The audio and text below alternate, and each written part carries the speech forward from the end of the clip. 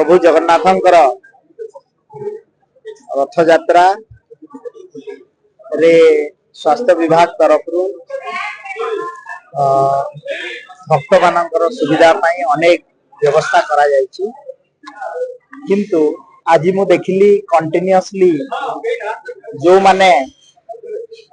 किछि भक्तंकर injury case आस्तिला एवं मु गुटे कथा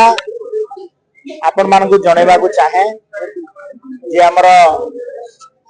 ये जो दीटा केस आज जो हेछि डेथ केस एटा मु संपूर्ण भाव रे कहू छी there has been no stampede in the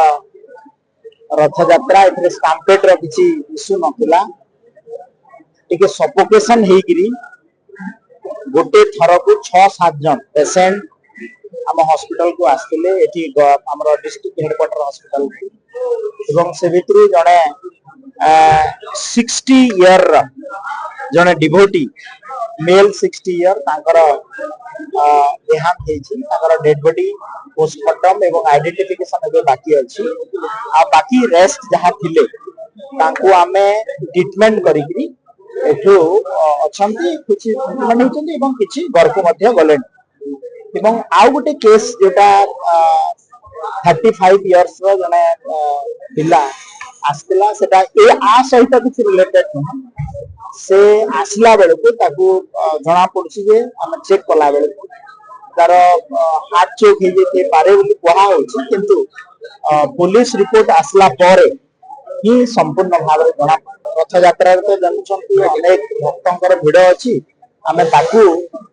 जेते बेले दुईटा एक केस को पोस्टमार्टम होबो एवं आर पिलार मते पोस्टमार्टम होबो एवं आइडेंटिफिकेशन होबो सेते जणा निश्चित भाव रे आमे हमर ऑनरेबल सीएम के सहित एबे कथावार्ता होउछि गला परे आमे हॉस्पिटल रे विजिट गेली